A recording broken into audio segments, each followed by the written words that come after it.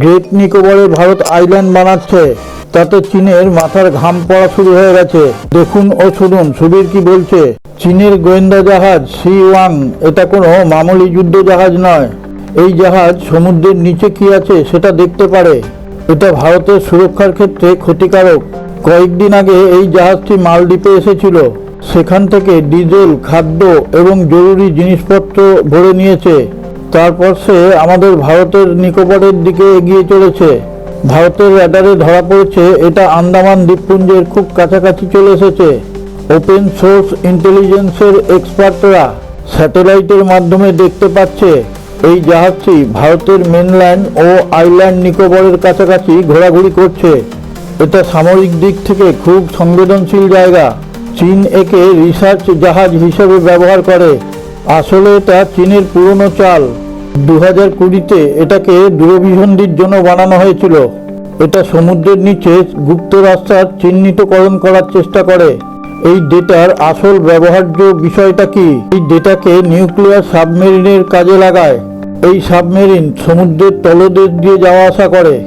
যদি চীন জানতে পারে ভারতের জলসীমানার নিচে কোথায় পরিষ্কার রাস্তা কিংবা পাহাড় রয়েছে, তাদের সাবমেরিনকে জানিয়ে দেয়, যাতে তাদের সাবমেরিন চুপচাপ ভারতের সীমানার মধ্যে ঢুকতে পারে। এর সম্পূর্ণ বিবরণে যাওয়ার আগে আপনার কাছে একটা বিশেষ অনুরোধ।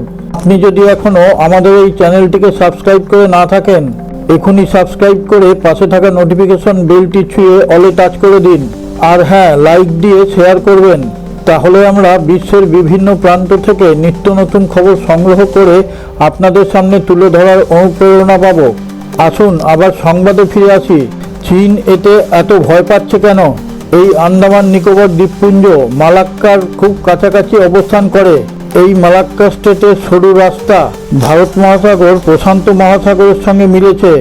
চীন তাদের সমস্ত তেল ও অন্যান্য পণ্যবাহী জাহাজকে আনা নেওয়া করে। এই রাস্তাকে মালাক্কা ডিলেমা বা মালাক্কা সংকট বলা হয়। যদি কোনো সময় যুদ্ধের পরিস্থিতির সম্মুখীন হতে হয়, তাহলে ভারত মালাক্কা স্টেটওয়েকে পুরোপুরি বন্ধ করে দেবে।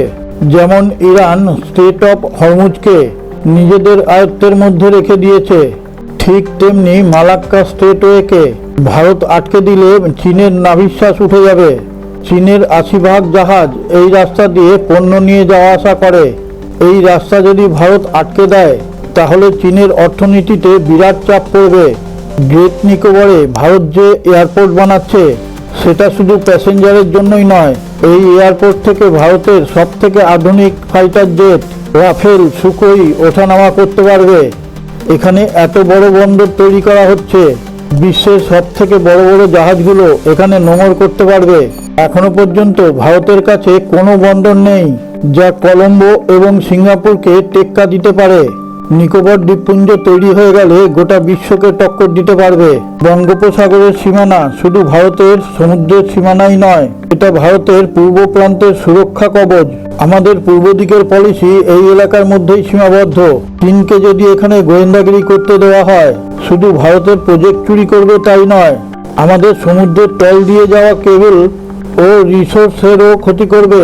বঙ্গোপসাগরের সীমানায় ও নিকোবর দ্বীপপুঞ্জের কাছে আমাদের তেল ও গ্যাসের ভান্ডার রয়েছে, তারও ক্ষতি হওয়ার সম্ভাবনা রয়েছে। আমাদের সবথেকে চমকদার হীরা এই গ্রেট নিকোবরেই অবস্থিত। এই গ্রেট নিকোবর দ্বীপপুঞ্জে তৈরি হওয়া প্রজেক্টের নামই গ্রিন এয়ারপোর্ট। এটা 2026-এই কমপ্লিট হয়ে যাবে। তখন বহু পর্যটকরাও এখানে আসতে পারবে, আর মিলিটারি লজিস্টিকের জন্য গেম চেঞ্জার রূপে প্রতিষ্ঠিত হবে। সমুদ্রের মাঝখানে এই রানওয়ে ভারতীয় বায়ুসেনা 1 মিনিটে মালাক্কা স্টেটওয়েতে পৌঁছে যাবে। এই কারণেই চীনের মাথায় হাত। এই ভিডিওটা সম্পূর্ণ দেখার পর আপনি আমাদের চ্যানেলের কমেন্টে গিয়ে আপনার সুচিন্তিত মতামত প্রকাশ করুন ও জয় হিন্দ কথাটা অবশ্যই লিখবেন।